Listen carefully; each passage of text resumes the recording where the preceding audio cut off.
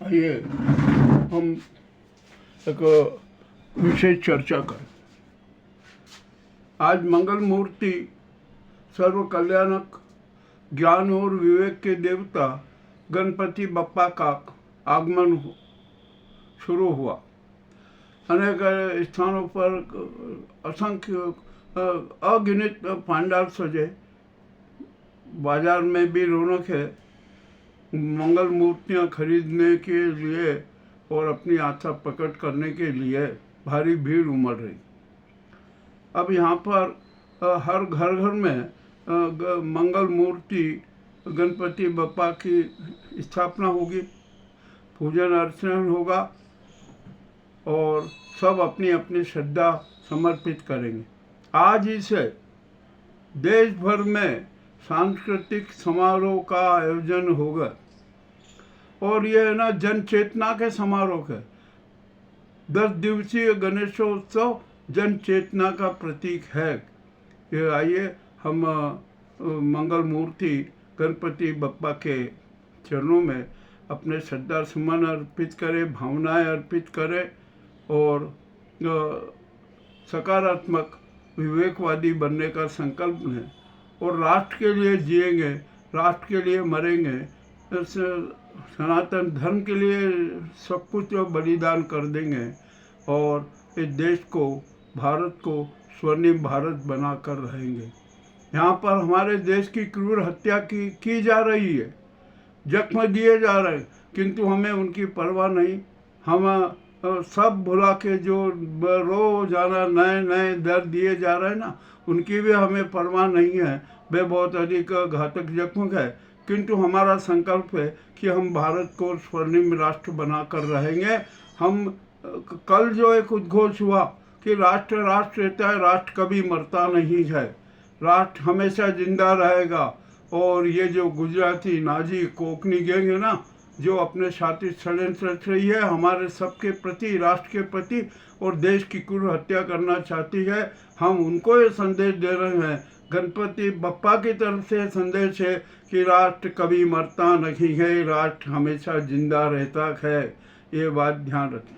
अब यहाँ पर दिल्ली के विज्ञान भवन में संघ का शताब्दी समारोह चल रहा। पहला दिन हुआ, हमने मोहन भागवत जी का मार्मिक भाषण सुना और उस भाषण में अनेक अनेक प्रकार के अर्थ भी थे। शायद जो जितने भी वहाँ पर उपस्थित थे ना, सब अपने अपने ढंग से अर्थ निकाल रहे होंगे।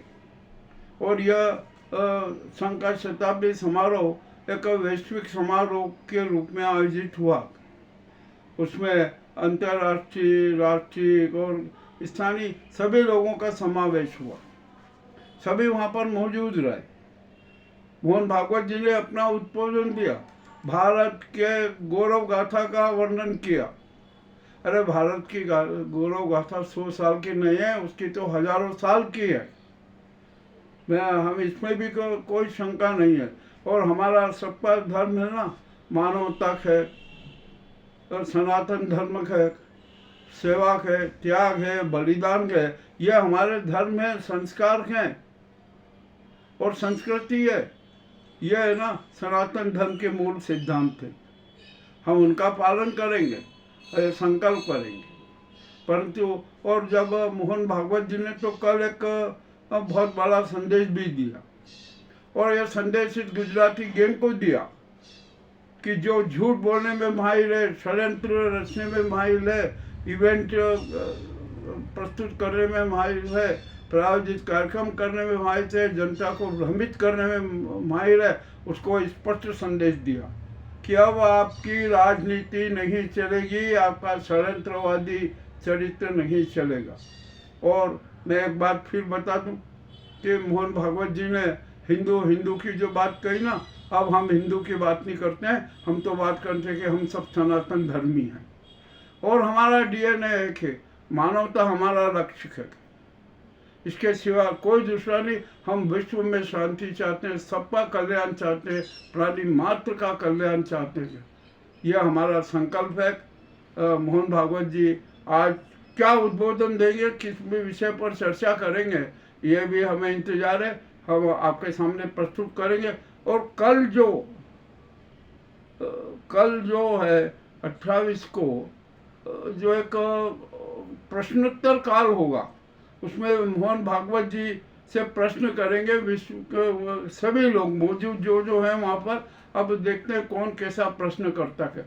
मगर हमारा तो मोहन भागवत जी से एक ही सवाल है कि आखिरकार आप ये बता दीजिए कि सच्चा हिंदू कौन, और हिंदुत्व के मुख्य अवयव तो क्या क्या ये हिंदू धर्म सनातन धर्म से अलग है या उसकी एक शाखा है?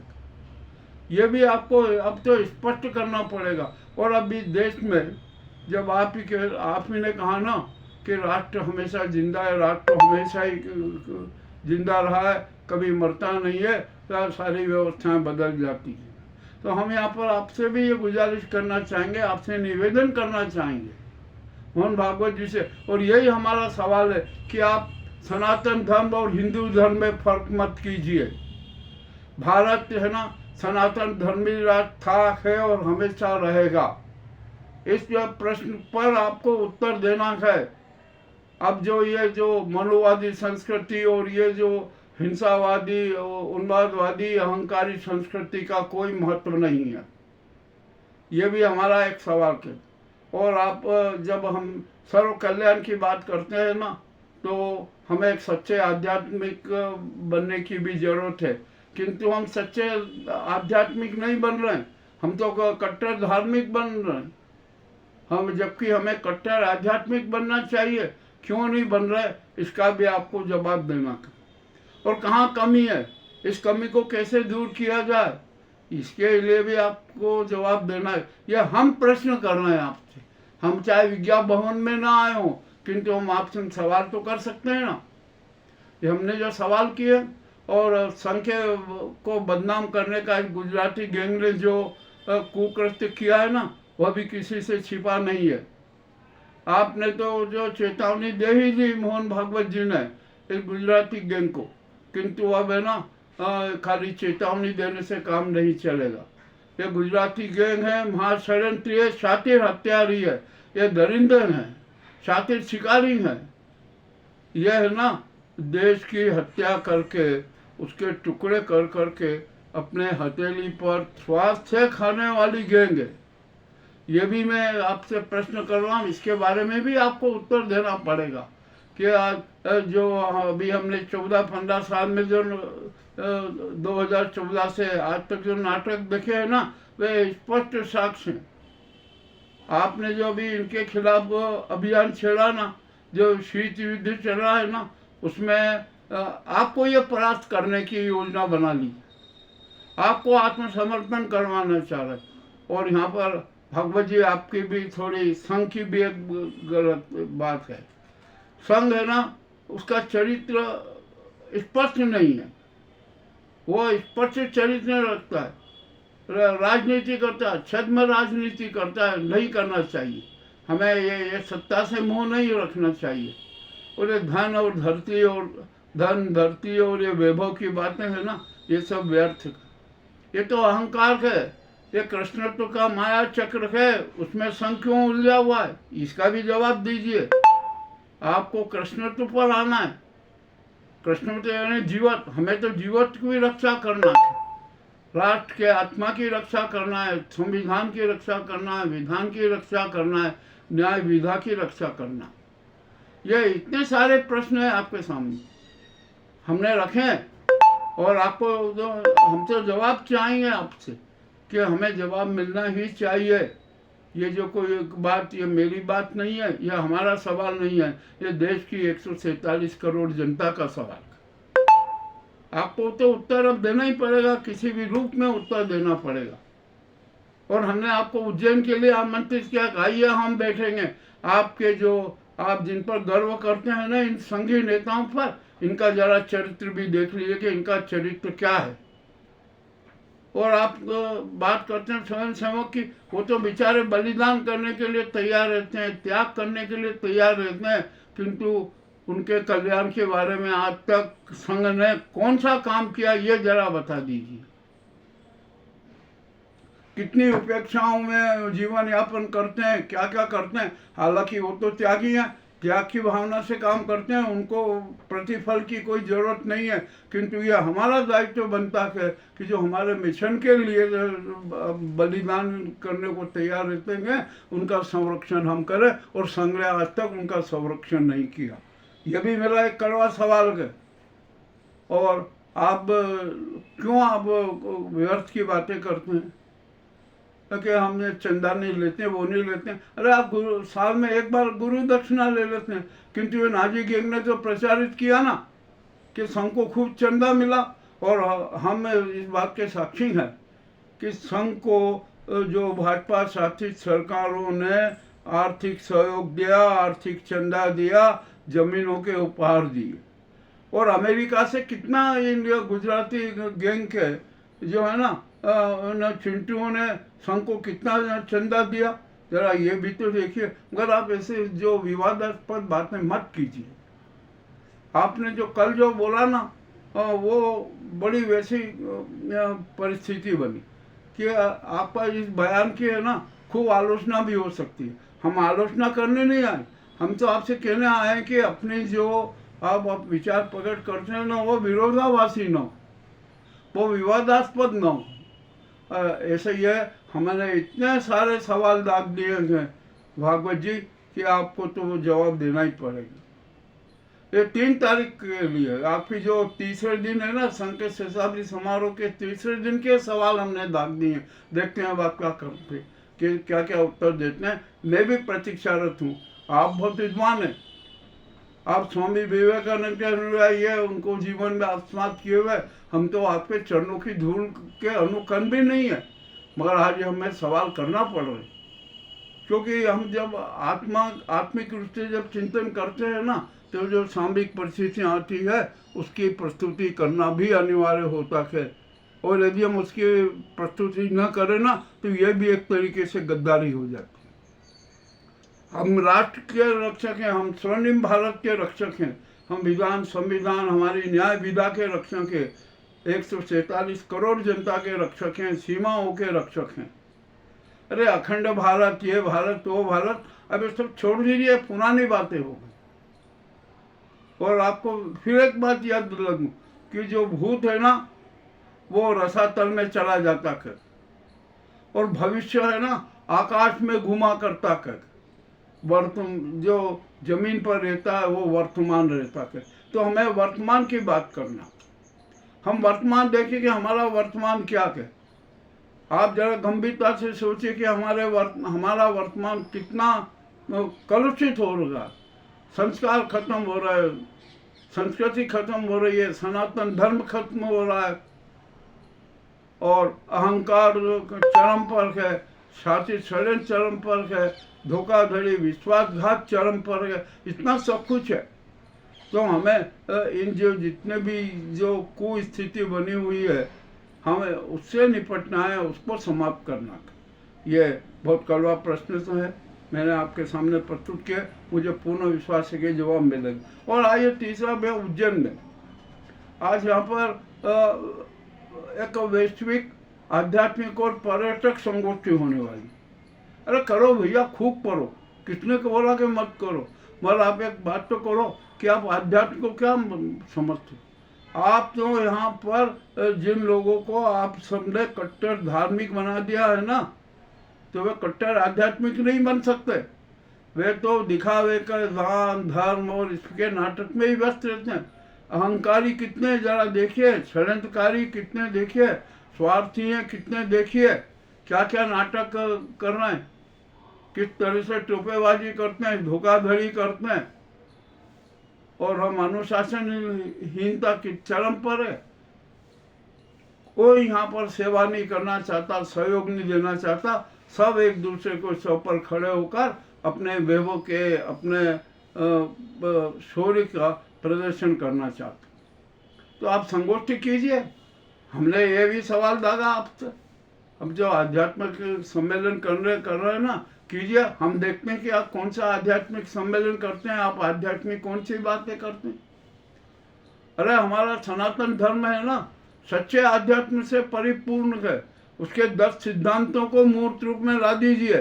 देखिए हमारा स्वर्णिम भारत बन जाएगा और विश्व गुरु के रूप में विश्व शांति की बात करेगा।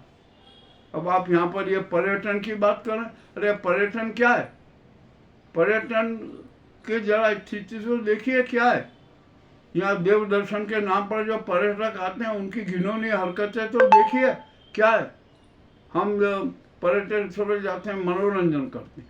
हमारे यहाँ पर हम देख लीजिए कि जो प्रकृति है हमें उसकी पूजा करना है, उसका श्रृंगार करना है, उसका संरक्षण करना है, वो हम कर नहीं रहे, उसका विनाश कर रहे हैं, उसके साथ क्रूरता अपना रहे और हम पर्यटक हो रहे। अरे आप हम जो प्रकृति के साथ जो छेड़छाड़ कर रहे हैं ना, उसको जो घाव दे रहे हैं, उसको जो जख्म दे रहे हैं ना, वो अति कष्टदायक है। और प्रकृति भी मौन नहीं रहती है, उसका भी अपना एक न्याय चक्र चलता है। हम जो प्रकृति को दे रहे हैं ना, प्रकृति वही हमें वापस करती है। ये बाढ़ है, भूकंप है, भूस्खलन है और इतनी प्रकार की तादियाँ हो रही है ना, ये सब हमने प्रकृति को दी है, प्रकृति ने हमें वही वापस कर रही है। तो हमें आज आपका ये सम्मेलन के हम सफलता की कामना करते हैं और हमें विश्वास है कि हमने जो बातें बताई है ना, उस पर आप गंभीरता से विचार करेंगे। हम जानते हैं, अरे आप इतना बड़ा सम्मेलन कर रहे हैं, हम भी एक यूट्यूबर हैं, पत्रकारिता करते हैं, हमें यहाँ पर कोई सूचना नहीं है कि क्या सम्मेलन हो रहा है, क्या नहीं हो रहा है। अरे यहाँ पर आप समता तो रखिए, आप संवेदनशीलता तो रखिए। आपका क्या क्या नाटक हो रहा है और ये सम्मेलन का आशय क्या है ये भी हमें पता है, हम सब जानते हैं। हम निश्चित ही इस सम्मेलन की समीक्षा करेंगे कि आप इस सम्मेलन में आपने क्या क्या किया, किस प्रकार का नाटक किया और उसमें क्या क्या हुआ। कोई चाहे केंद्रीय मंत्री आए या मुख्यमंत्री आए या कोई भी आए, उससे हमें सरोकार नहीं। आदमी के आने से सम्मेलन की महत्ता नहीं बढ़ती है। उस सम्मेलन में किस प्रकार के विचार होते हैं, किस प्रकार के संकल्प लिए जाते हैं, उससे सम्मेलन की गरिमा बढ़ती है, संगोष्ठी की गरिमा बढ़ती है। ठीक है ये। और आज यहाँ पर उज्जैन में और भी अभी जगह नाटक हो रहा है, हम सब इसका विवरण प्रस्तुत करेंगे। अब मानसूनी है ना, मानसूनी क्रम चल रहा है, बादल आ रहे हैं, जा रहे हैं, वर्षा हो रही है, थमती है, रुकती है, फिर चलती है। जो भी होता है ये तो चक्र है, प्रकृति चक्र है, ये चलता रहेगा। हमने बहुत कड़वी कड़वी बातें की है। मैं मोहन भागवत जी से भी क्षमा याचना करता हूँ कि मैंने बहुत कड़वी बातें कर दी, ज्वलन बातें कर दी है। मैं आपके उन संगीत चेहरों का सारा इतिहास बताऊंगा कि जिन्होंने क्या क्या किया है। आप भी अब धट्टात मत बनिए, आप भी एक खोज कीजिए, आप भी सच जानिए कि किस नेता ने किस प्रकार से खेल खेले हैं। ये भी मैं फिर कह रहा हूँ, ये भी एक मेरा सवाल है। आप अच्छे से अच्छे नेता का जरा देख लीजिए, और कितने संघी नेता है जो इस गुजराती गैंग के गुलाम है, बंधुआ मजदूर है, उसके दलाल हैं, इसकी भी जरा जांच कर लीजिए। ये भी मेरा एक अहम सवाल है। मैंने इतने प्रश्न दाग दिए हैं, इतने प्रश्न दाग दिए हैं कि मोहन भागवत जी सोचेंगे कि क्या सारा ठेका आप ही ने ले रखा। ठेका नहीं है, ये आत्मिक भावना 147 करोड़ जनता के सवाल का। ये कड़वी बात है, यदि किसी को भी बुरा लगा हो तो मुझे क्षमा करें। बहुत बहुत धन्यवाद।